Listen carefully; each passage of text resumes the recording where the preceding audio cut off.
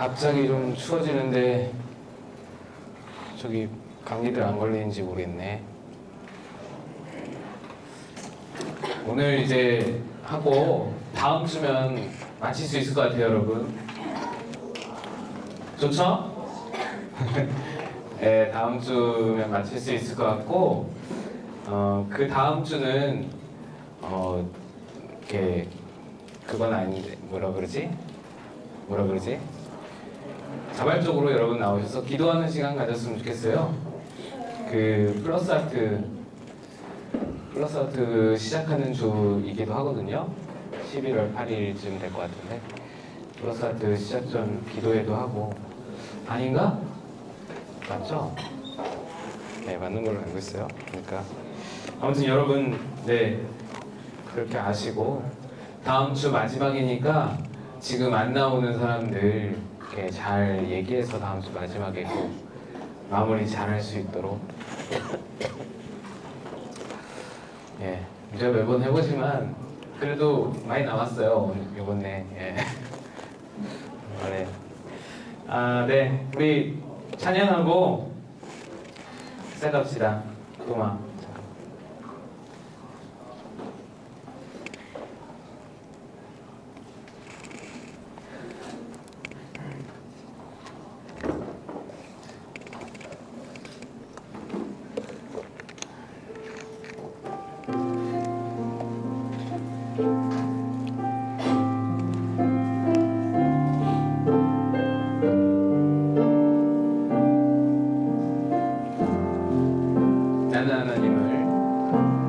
나는 하나님을 예배하는 예배자입니다.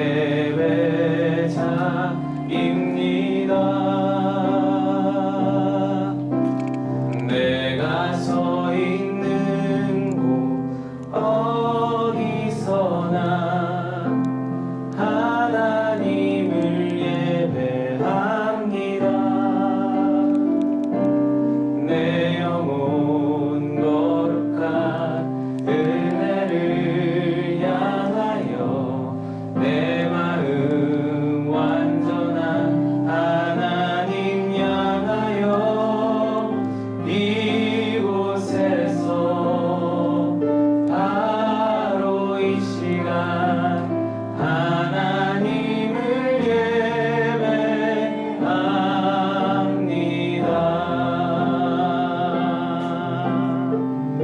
처음부터 나는 하나님을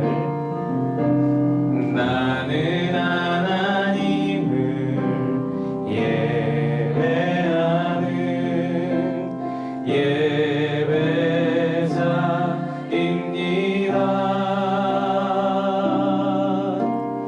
내가 서 있는 곳 어디서나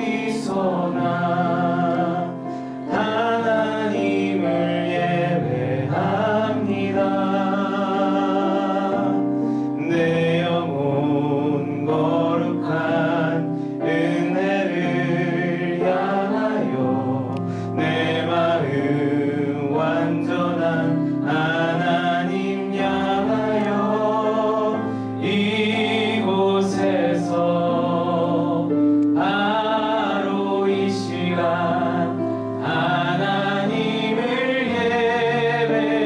예배합니다. 내 영혼 거룩한 은혜를 향하여 내 마음 완전한 하나님 향하여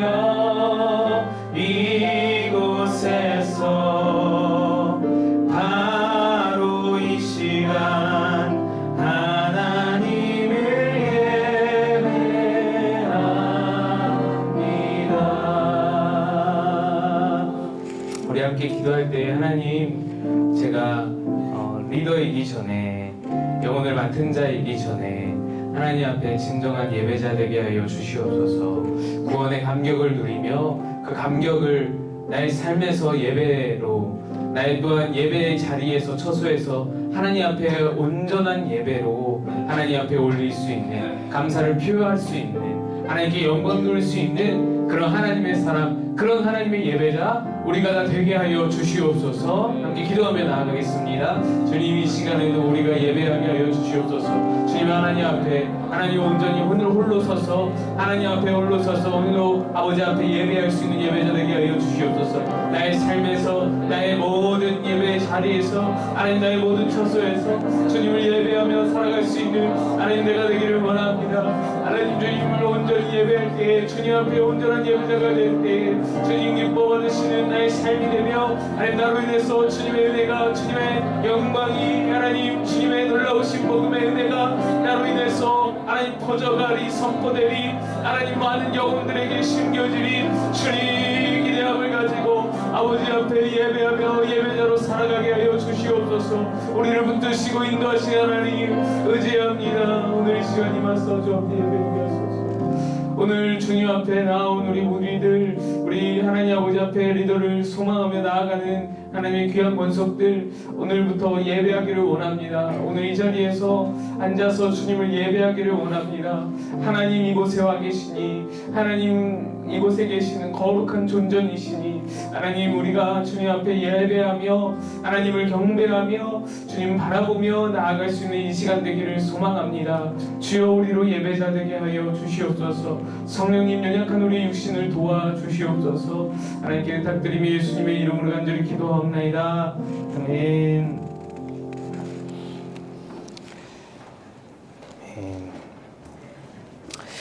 예, 오늘 우리 찬양에서 나온 대로 예배롤부터 시작할 거예요. 여러분, 여기 이 그림 기억나는지 모르겠지만 우리가 지금 그리스도, 구원의 확신, 하나님의 속성, 성경, 전도, 기도, 그리고 큐티까지 했어요. 그래서 지금 교제, 전도, 성령 충만 오늘 할 거고, 그 다음에 시험, 순종, 사명, 이렇게 사역인가 사명인가? 사역, 이렇게 세 가지 마지막에 할 거예요. 오늘은 교제와 또 전도와 성령 충만입니다. 교제에는 두 가지가 있어요. 교제 두 가지. 어떤 교제가 있을까요? 자, 우리 그 얘기 많이 들었죠? 십자가. 교제를 말할 때는 십자가. 위로 하나님과의 관계, 그리고 옆으로 사람과의 관계. 그래서 교제하면은 하나님과의 교제, 그리고 사람과의 교제, 두 가지를 나누어서 우리가 설명할 수 있어요. 봅시다. 그래서 위로 하나님과의 교제의 대표적인 행위는 예배예요. 예배를 오늘 함께 나눌 거예요. 봅시다. 책 108페이지. 교제는 사람들과 만나서 사귀는 것입니다. 그러나 그러한 교제는 그리스도인에게도 필요합니다. 그리스도인들의 교제는 세상의 교제와는 특성이 다릅니다. 일반적인 교제는 일정한 거리를 둔 개개인들의 시작에서 시작되지만 그리스도인들의 교제는 인간 사이에 막힌 담을 허신 십자가에서 시작됩니다. 그러므로 그리스도인의 교제는 십자가로 시작된 교회에서만 가능합니다. 이 교회는 건물이나 조직이 아니라 그리스도인으로 이룬 그리스도의 몸을 말합니다. 그러므로 참 교제는 그리스도인들이 함께 모여 하나님을 예배하는 데 시작되고 예배를 통해서 완성될 수 있습니다. 하나님과의 교제, 이것 또한 또 사람과의 교회의 교제다, 이렇게 설명하고 있어요. 예배를 통한 교제, 예배하러 교회에 가는 사람들 중에 예배의 목적을 설교 듣는 것으로 생각하는 사람이 많습니다. 그러나 설교 듣는 것이 예배의 중요한 부분이기는 하지만 그것이 예배의 목적이 될 수는 없습니다. 이제는 많이 그렇지 않죠. 여러분들도 예배의 목적이 설교다 이렇게 생각하지 않죠. 예배의 목적은 우리 다 알다시피 굉장히 상식적으로 알고 있죠. 우리 하나님께 드리는 거예요. 하나님을 예배하는 거예요. 하나님을 경배하는 거예요. 그리스도인의 공동체가 모여서 하나님을 예배하는데 예배의 의의가 있습니다. 근본적으로 예배는 나를 위한 것이 아니고 하나님을 위한 것입니다. 그렇죠? 예배의 주인공은 누구다? 예배의 주인공은 하나님이시다. 예배의 주체는 누구예요? 그러면 주체, 예배 드리는 주체 나예요. 예배 드리는 주체는 나고, 옆 사람 아니고, 목사님 아니고, 예배팀 아니고 나예요. 나. 예배의 주체는 나고 받는 예배를 받으시는 주인공은 대상은 하나님이시다. 이거 여러분 분명히 좀 생각을 하시면 좋을 것 같아요. 자, 1번. 하나님이 우리의 예배를 통해서 원하시는 바는 무엇입니까? 레위기 10장 3절에 나옵니다. 모세가 아론에게 이르되 이는 여호와의 말씀에 이르시기를 나는 나를 가까이 하는 자 중에 내가 거룩하다 함을 얻겠고 온 백성 앞에 내가 영광을 얻으리라. 나를 가까이 하는 자, 나에게 나와서 예배하는 자들을 통해서 내가 거룩하다 함을 얻을 수 있다. 또 내가 영광을 얻을 것이다. 하나님은 우리의 예배를 통해서 하나님의 거룩함을 드러내시고 하나님의 영광을 또한 드러내신다라는 거예요. 하나님의 영광이 예배를 통해 나타난다라는 거예요. 하나님은 예배를 통해서 이런 것들을 원하신다. 그래서 하나님을 위해서 하나님께 맞춰진 예배, 하나님의 영광을 위해서 하는 예배가 하나님 기뻐하시는 참 예배다. 뭐 기본적인 얘기죠. 여러분 다 아시는 예배일 거고, 얘기일 거고. 2번 참 예배를 하기 위해서는 무엇보다 예배하는 사람들의 자세가 중요합니다. 얘기하기 전에 구약시대 제사와 예배가 많이 비교가 되죠. 구약시대 제사가 예배와 많이 비교가 되는데 구약시대 제사와 예배의 근본적인 차이점이 있어요. 뭐냐면 구약시대의 제사는 죄를 씻기 위해서 드리는 거예요. 제사를. 물론 안 있는 것도 있어요. 제사 중에는 뭐 화목제도 있고 번제도 있고 뭐 그래서 죄를 씻기 위한 것이 아닌 제사도 있지만 대부분의 제사를 드리는 목적이 뭐냐면 내 죄를 씻기 위함이었어. 내가 죄 씻음 받기 위해서 제사를 드렸단 말이죠. 근데 예배는 어때요? 예배는 죄 씻으려고 드려요, 여러분? 그런 거 아니잖아요? 예배는 어때요? 죄 씻음을 받은 자들이 예배를 드리는 거예요. 이게 큰 차이예요. 그래서 예배는 죄 씻음 받은 자들이 감격으로 드리는 거예요. 예배를. 나에게 주신 죄 씻음의 은혜를 감격으로 표현하는 거예요.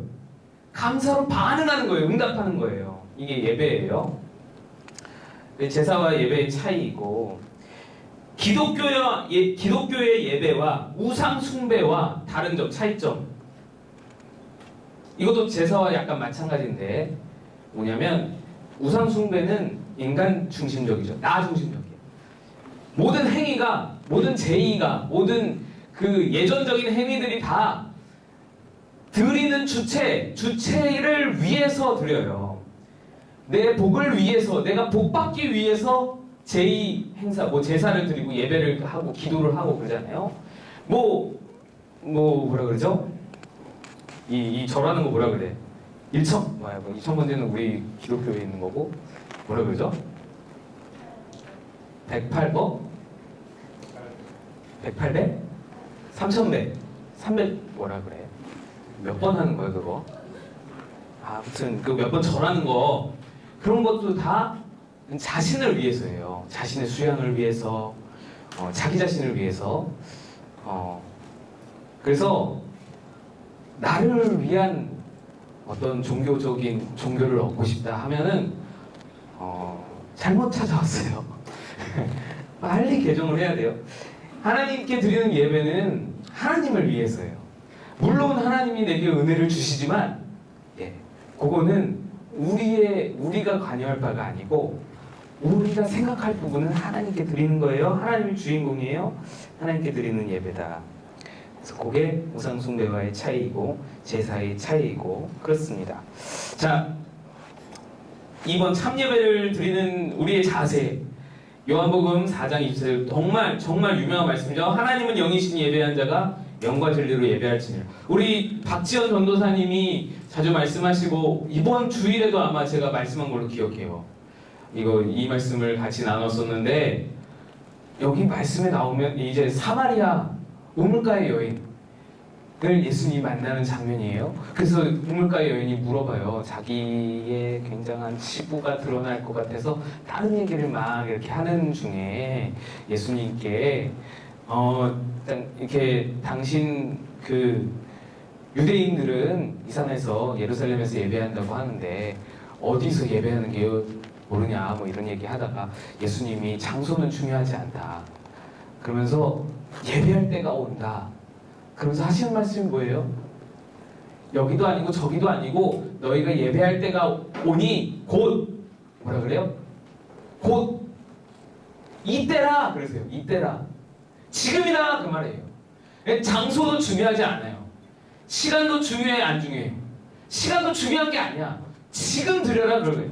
지금 네가 있는 장소에서 지금 너가 처한 상황에서 지금 너가 예배자의 마음을 가지고 지금 예배를 드려라 이거예요. 어느 때든 상관없이 지금 예배를 드려라. 그래서 마음이 중요하다는 거예요. 예배자의 마음이 중요한 건데 아유 어디 갔냐. 예배한 자가 영과 진리로 예배할지니라. 이거 영과 진리를 영어로 하면 in spirit and truth예요. 그러니까 영 먼저 영 이게 영과 진리가 말 그대로 그냥 직역된 거예요. 영은 뭐냐? 성령으로 드리라. 성령 또는 성령으로 드리면서 내 영적인 예배를 드리라는 거죠.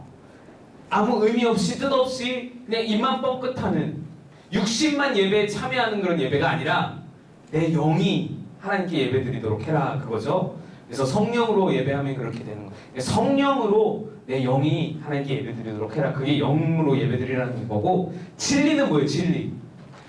비슷한 말인데 먼저는 두 가지 여기도 두 가지 비슷한 뜻이 있어요. 하나님의 말씀, 진리 대신 말씀으로 드려라. 진리 대신 말씀에 입각해서 예배를 드려라. 그게 진리로고 두 번째는 그 말씀을 바탕으로 진실된 마음, 거짓된 마음 말고 꾸며낸 마음 말고 예배드리는 척하지 말고 그죠? 남들이 보는 시선을 의식하는 예배 말고 내 진심으로 예배를 드려라. 이것이 하나님이 원하시는 그 예배의 태도입니다. 우리의 예배 태도. 이게 이제 내면적인 태도라면 2번 시편 95편 6절 전도서 5장 1절 2절 보면은 오라 우리가 굽혀 경배하며 우리를 주신 여호와 앞에 무릎을 꿇자. 이거 외적인 태도인데 이거는 외적인 태도이기도 하지만 경외심을 말해요. 경외심. 하나님께 경외감을 가지고 예배를 드려라. 하나님 주님을 향해서 두려운 마음을 가지고 떨리는 마음을 가지고 예배를 드리자. 그런 말씀이고요. 그 다음에 두 번째 말씀 내 발을 삼갈지어다. 이거는 순종을 말해요. 발을 이렇게 조심스럽게 움직이는 그런 것들을 말하잖아요. 그래서 순종을 말하고 저도 여기 주석을 통해서 알게 됐어요. 발을 삼갈지어다 순종이다. 가까이하여 말씀 듣는 것. 말씀을 이렇게 맞죠? 가까이하여 말씀을 듣는 것이 우매제 제사 드리는 것보다 나으니 예배 드리는 것이 그러니까 순종함으로 예배 드리는 것이 우매자가 제사 드리는 것보다 낫다. 그리고 그 두 번째 보면은 함부로 입을 열지 말며 급한 마음으로 말을 내지 말라라고 했어요. 그러니까 이거는 그냥 떠들지 말라 이런 말이기보다는 뭐 그런 말도 있겠지만 그때 당시에는 이 예배를 드리는 사람들, 제사를 지내는 사람들이 서원을 많이 했어요. 서원이 뭔지 알아요? 뭐 하나님 이거 해주시면 뭐 하겠습니다 이런 거.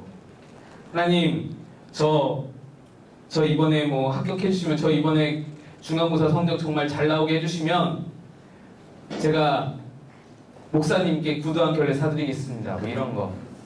이런 서원 아주 좋은 서원이죠. 그런 거 그런 거를 급한 마음으로 하지 말아라라는 거예요. 함부로 막 하지 말아라는 거예요. 하나님께 자꾸 이렇게 그때 당시에 서원이 굉장히 잦았으니까 함부로 막 하지 말라라는 거예요. 의지 없이 마음도 없이 뜻도 없이 기원하거나 서원하는 일을 삼가라. 그런 말씀입니다. 그래서 아무튼 하나님 앞에서 입을 조심해야 된다. 예배 드릴 때에 막 함부로 말하고 함부로 하나님께 서원하고 함부로 하나님께 맹세하고 그러면 안 된다. 그것을 의미하는 거고요. 그래서 태도가 전체적으로 예배 드릴 때 태도가 뭐냐면 신중하고 진중하고 경건하고 경외심을 가져라라는 것이죠.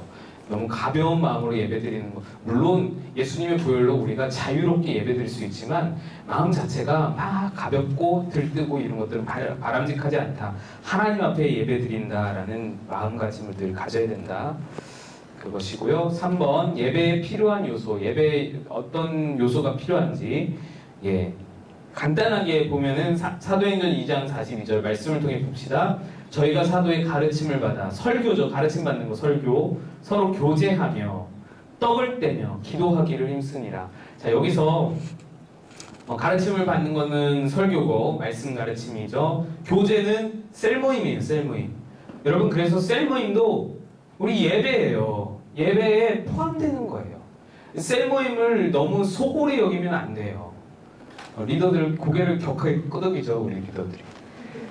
교제예요. 셀모임은 예배에 포함되는 거예요. 그래서 여러분이 그 셀모임을 소중히 여겼으면 좋겠고 떡을 떼며 이거 떡을 떼며 하니까 귀가 쏠깃해지는 사람들 있죠. 밥 먹으란 얘기구나. 반은 맞고 반은 틀립니다. 뭐냐면 떡을 떼면은 사실 성경적인 의미는 성찬이에요. 성찬. 예배에는 성찬이 있으면 있을수록 좋아. 원래 사실은 원래 예배 때마다 성찬을 해야 돼요. 사실은 그게 예수님이 기념하라 했지 1년에 한 번만 기념해라 하지 않았거든요. 예수님이 성찬을 이렇게 보이시면서 우리에게 원하셨던 것은 아마 거의 날마다 예배 때마다 성찬하기를 원하셨을 거예요. 근데 이제 규모가 이렇게 커지고 돈도 많이 들고 이런 어떤 시간도 많이 걸리고 이러면서 조금 우리가 이제 1년에 한두 번씩 하게 됐는데 근데 이런 의미도 있어요. 그러니까 예수님은 사실 예수님은 아니죠. 예수님은 성찬을 생각하셨죠. 근데 예수님과 함께 있었던 제자들은 그때 그 자리 예수님의 마지막 식사, 그죠? 최후의 만찬, 그게 이제 유래가 되어서 성찬이 되었잖아요. 마지막 예수님이 잡히시기 전 그날 밤 식사, 밥 먹는 시간, 그때 제자들은 아무것도 모르고 그냥 밥 먹는 시간이었어요.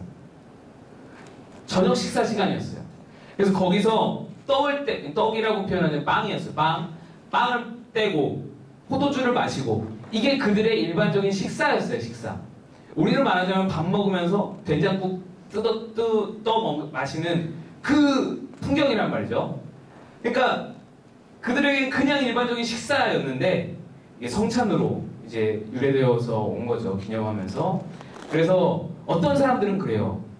성찬 예배 때마다 성찬을 할 필요가 있는 게 아니라 예수님이 우리에게 원하시는 것은 같이 밥 먹는 거다.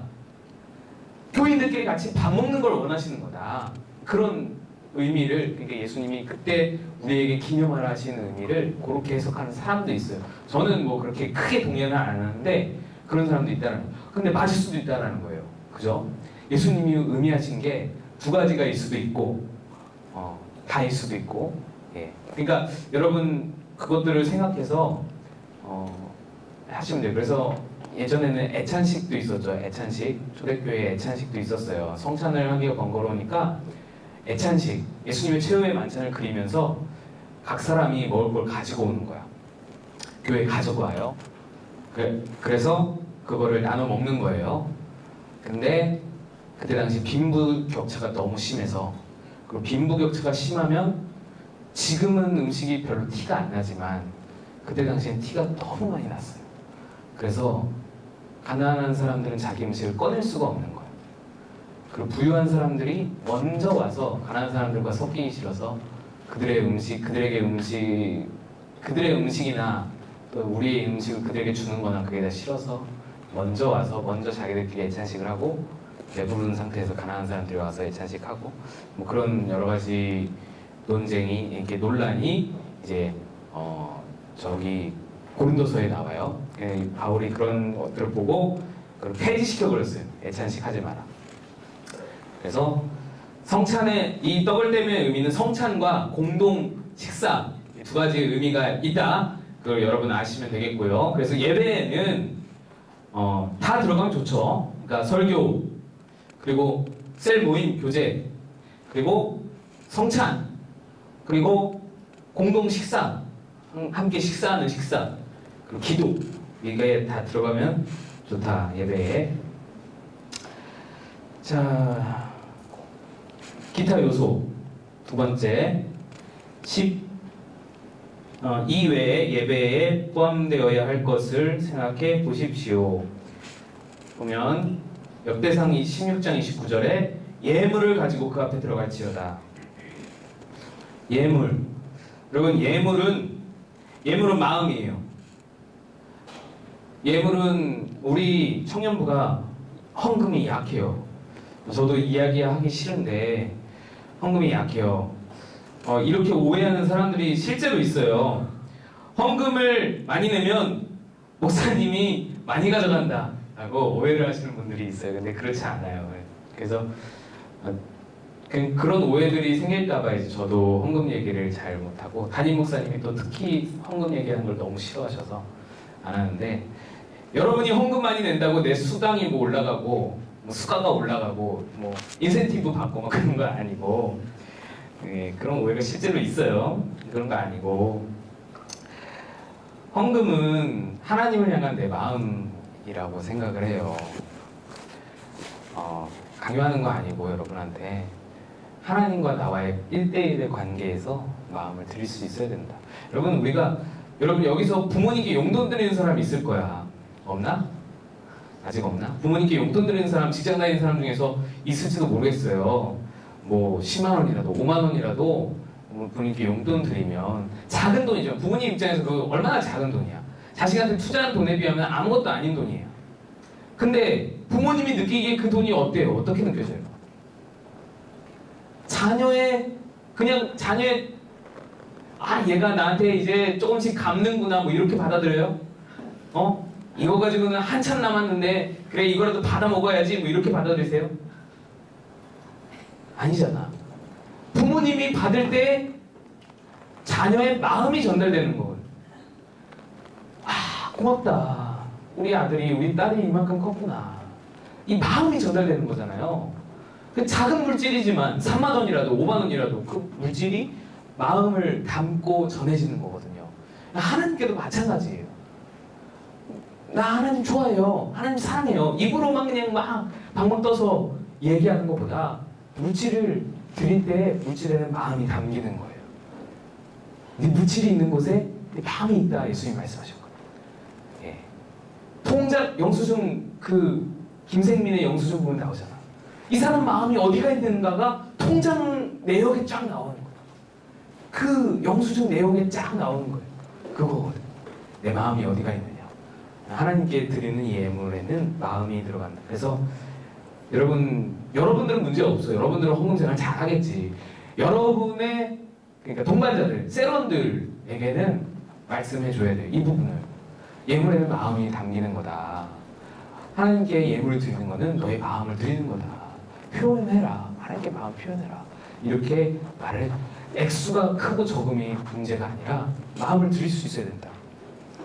그래서 말을 꼭 해줘야 된다. 교육을 해줘야 된다. 왜냐면 신앙교육이 없는 가정, 그러니까 엄마 아버지가 신앙이 없으신 분들, 그런 자녀들, 그럼 우리 청년들은 몰라요.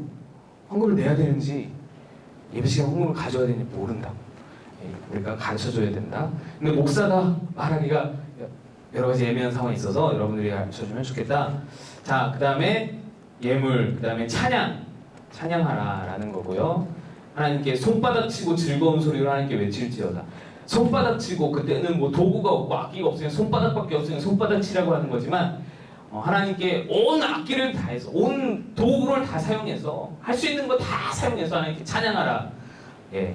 목사님들, 어른 목사님들이 시끄럽다라고 하는 거, 너희도 좀 조용히 찬양했으면 좋겠다라고 하면 틀렸다, 비성경적이다. 성경적인 거는 하나님께 내가 가진 모든 도구와 내가 가지고 있는 모든 악기 다 해서 하나님께 찬양하는 것이다. 그래서 우리 청년분 참 잘하고 있다. 우리 꿈꾸는 게 잘하고 있다라는 거예요. 찬양 열심히 찬양해야 된다라는 게 예배 요소이고요. 너무 말을 많이 했어. 네. 다음에 4번 찬양은 예배의 가장 중요한 요소입니다. 나오죠? 찬양은 예배의 가장 중요한 요소다. 여기는 말씀은 구절구절 없는데 여러분이 한번 쭉 읽어보면 될 것 같아요. 그 중에서 그래서 저도 비웠는데 1번 찬양을 통해 우리는 우리를 구원하신 하나님에 대해 절대적인 신뢰를 선언하며 사탄의 공격에 대항하는 믿음의 방패를 들게 되면 주님이 능력을 나타내시게 할 수 있습니다. 뭐냐면 찬양의 그 찬양의 뭐라 그래? 위대함? 찬양을 통해서 우리가 얻을 수 있는 거예요. 뭐냐면 절대적인 신뢰를 선언하는 거예요. 찬양을 통해. 찬양은 믿음을 선포하고 믿음을 선언하는 도구가 되는 거예요. 찬양을 통해 그것을 할 수 있다라는 거예요. 그 다음에 보면 사탄의 공격에 대항하는 믿음의 방패를 들게 된다. 찬양을 통해서 우리는 방어를 할 수 있다는 거예요. 사탄의 공격을 방어할 수 있다. 찬양을 통해서. 찬양이 그만큼 강력한 그런 힘이 있다. 그 다음에 주님의 능력을 나타내게 하시는 도구가 된다. 하나님의 능력이 찬양을 통해 나타날 수 있다. 이런 거죠.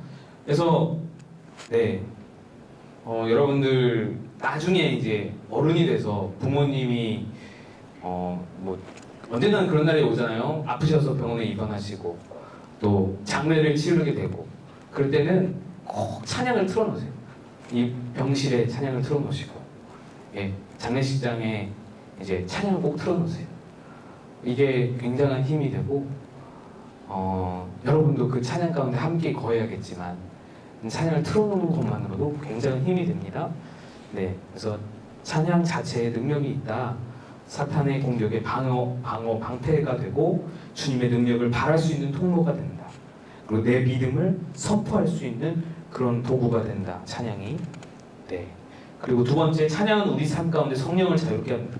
찬양은 여러분 나중에도 배우겠지만 성령이 이미 우리 안에 내주하세요. 성령이 우리 안에 계세요. 충만하지 않을 뿐이지. 여러분이 지금 다 성령을 받은 사람이에요. 예수님을 주로 고백하는 자는 성령이 아니고서는 할 수 없다고 말씀하셨으니까 다 성령을 받은 자, 성령이 내주하심이 있는 자들이에요. 성령님이 날마다 여러분이 죄 지을 때마다 성령님이 힘을 잃어요.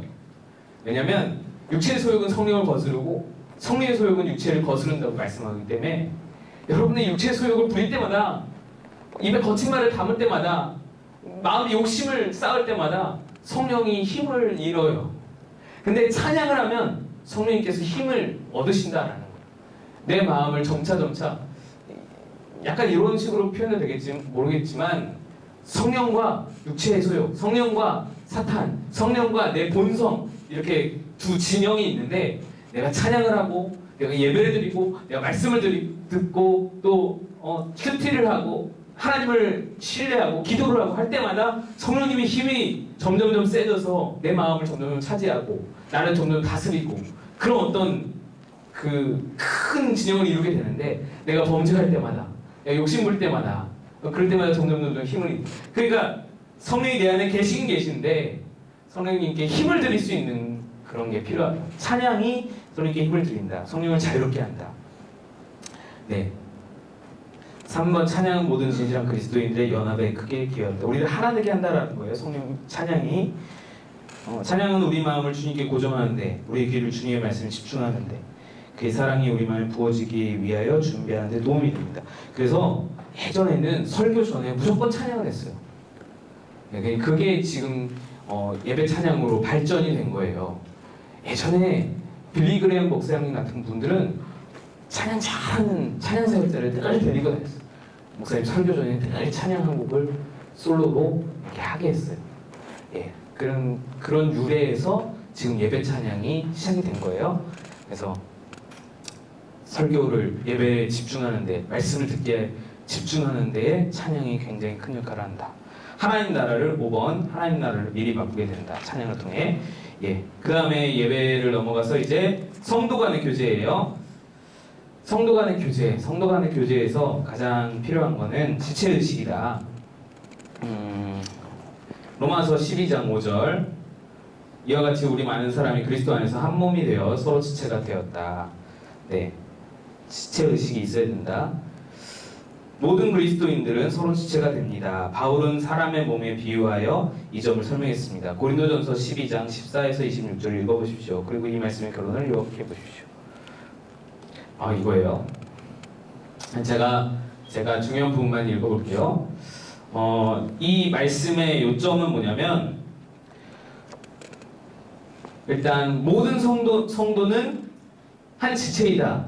몸은 그리고 성령이 우리를 지체되게 하셨다. 한 성령으로 세례를 받아 한 몸이 되었고, 네, 몸은 한 지체뿐 아니요 여럿이니 성령님께서 주권적으로 우리를 한 몸 되게 하셨다. 우리를 한 지체가 되게 하셨다. 그 다음에 온 몸이 눈이면 듣는 곳은 어디요? 온 몸이 듣는 곳이면 냄새 맡는 곳은 어디뇨? 하나님이 그 원하신 대로 지체를 각각 몸에 두셨으니, 내가 코가 되고 저 사람이 눈이 되고 하는 것은 누구의 원하시는 대로? 누구의 원하시는 대로? 하나님이 그 원하시는 대로, 하나님의 주권에 달렸다. 내가 어떤 지체를 맡는지, 내가 어떤 직분을 맡는지는, 어떤 은사를 받는지는 하나님의 주권에 달렸다. 내 원함이 아니고, 저 사람의 원함이 아니고 하나님의 원함이다라는 거예요. 하나님의 주권적으로 주신 대로 지체가 분배되었다라는 거고, 그 다음에 지체들은 상호 의존하는 관계다. 내가 너를 쓸데없다 하거나 하지 못하리라. 더 약하게 보이는 지체가 도리어 욕이나, 그러니까 서로 의존 관계에 있다. 눈이 손더러 내게 너를 쓸데없다 하거나, 또한 머리가 발더러 내가 너를 쓸데없다 하거나 하지 못하리라. 서로 의존의 관계가 있다. 그다음에 상호 존경이 필요하다. 더 약하게 보이는 지체가 도리어 요긴하고, 우리가 몸에 덜 귀하게 여기는 것들을 더 귀한 것들로 입혀주며, 아름답지 못한 지체는 더욱 아름다운 것들을 얻고, 우리의 아름다운 지체는 요구할 것이 없으니. 그러니까 서로 존중할 필요가 있다라는 거죠. 그리스도의 몸이여 지체의 각분이다. 너희는 그리스도의 몸이여 지체의 각 부분이라. 네, 이렇게 말씀하고 있습니다. 이 지체 의식이다. 지체 의식이 필요하다.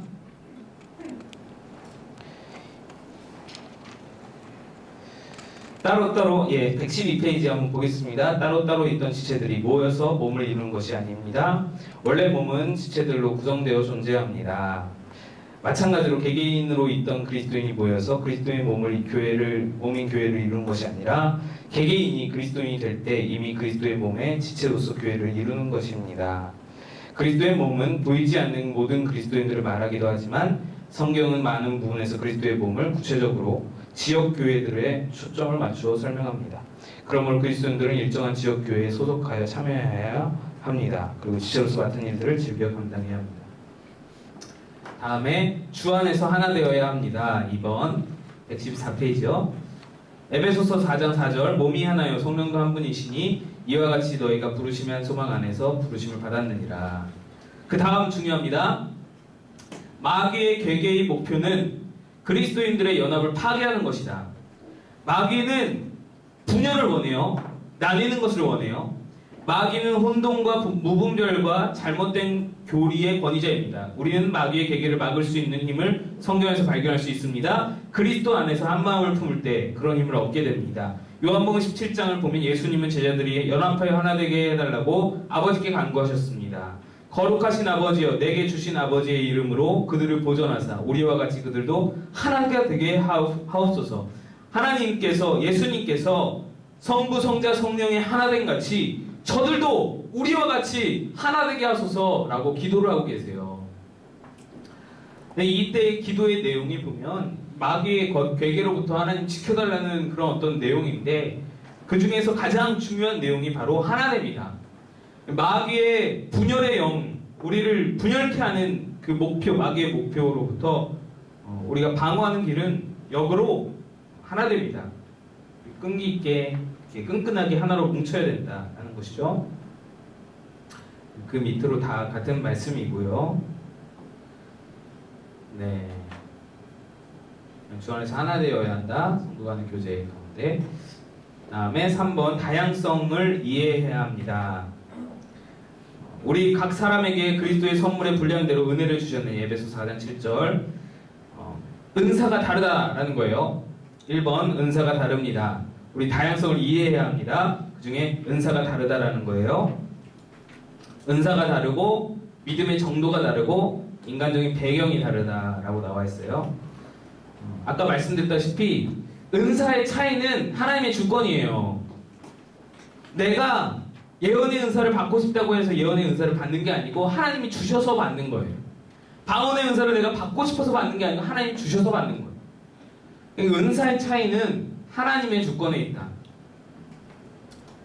그렇기 때문에 그 차이를 존중해줘야 되고 그 차이를 인정해줘야 되고 그렇죠?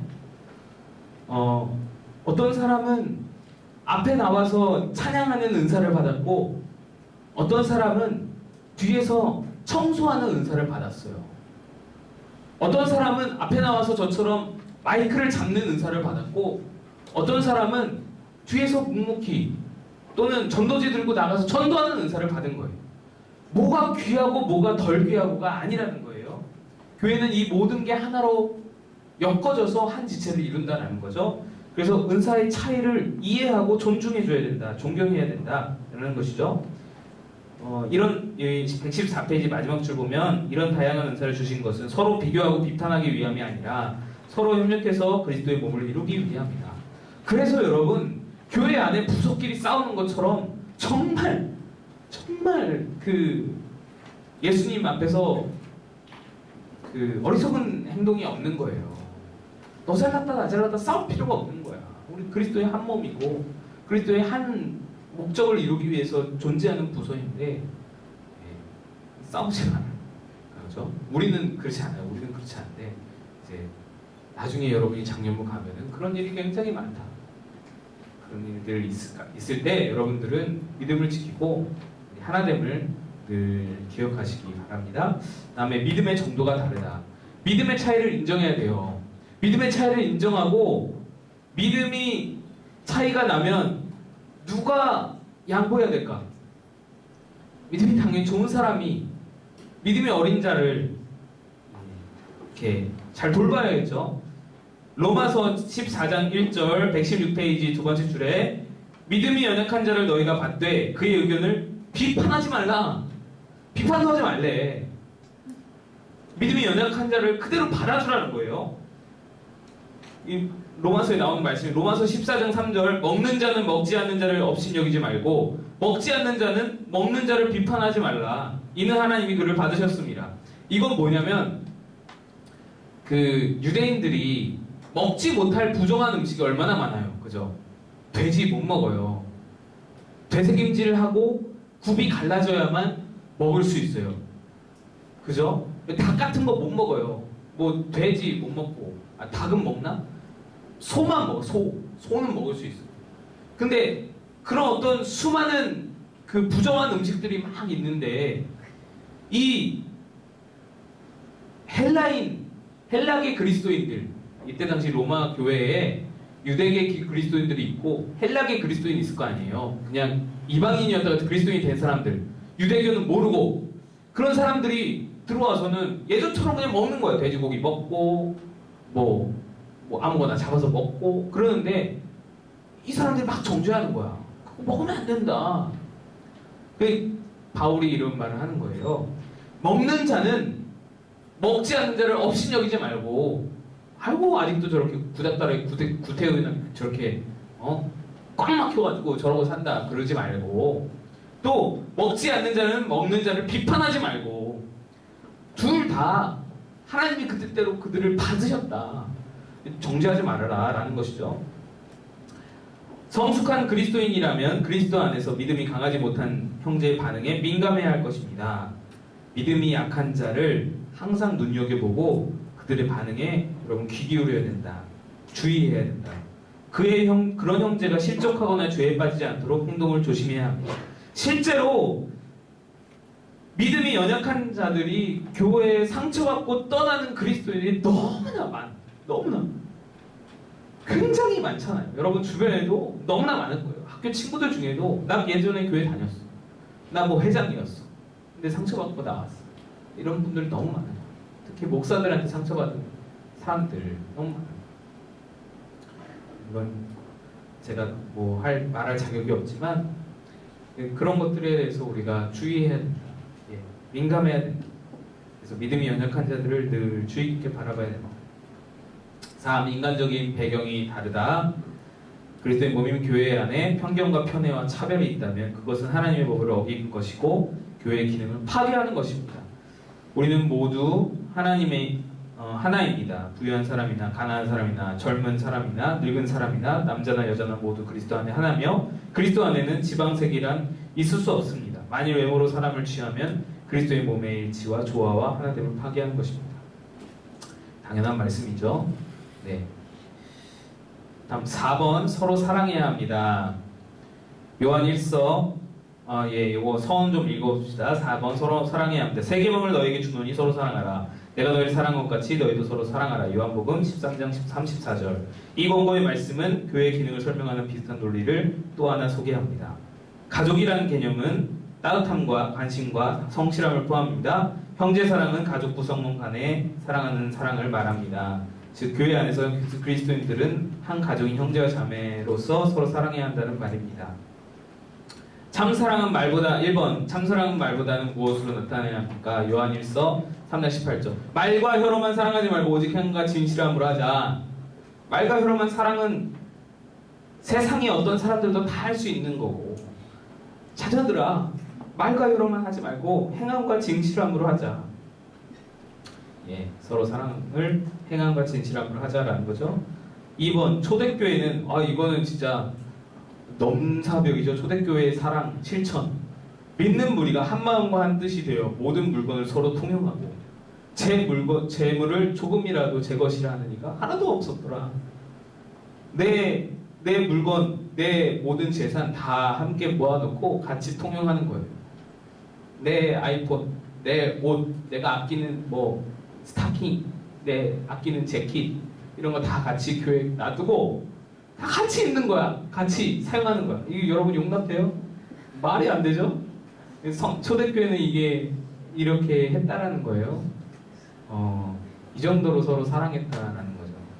유무상통하고 성령에 충만했을 때 모든 사람이 성령으로 일시적으로 같이 한꺼번에 충만했을 때 가능했던 일이다. 천국이 따로 없죠. 그러니까 네. 5번 서로 덕을 세워야 합니다. 데살로니가 전서 5장 11절. 그러므로 피차 권면하고 서로 덕 세우기를 너희가 하는 것 같이 하라. 서로 교제하는 것의 가장 목적은 교회의 덕을 세우기 위함. 교회의 덕을 세우기 위함. 우리가 지금까지 해왔던 무슨 은사가 다른 차이를 이해해야 하고 또 지체의식을 가져야 하고 서로 사랑해야 하고 이 모든 것들은 사실 교회의 덕을 위해서예요. 교회의 덕세움을 위해서. 바울은 이 교회의 덕세움을 굉장히 중요시 여기고 강조했어요. 세 번째 주 보시다 118페이지. 바울은 데살로니가의 성도에게 서로 관심과 사랑을 품으라고 권면했습니다. 그들은 서로 권면하고 훈계하고 위로하는 것의 중요성을 배워나갔습니다. 서로 격려하는 일의 중요성을 깨달았습니다. 그것은 하나님 질 때문입니다. 계속 읽어봐야 같은 말씀일 것 같고요. 결론은 서로 지체되기 위해서 서로 사랑하고 덕을 세워라 라는 거예요. 네, 그런 말씀입니다. 네, 잠깐 쉬었다가 다시 하겠습니다.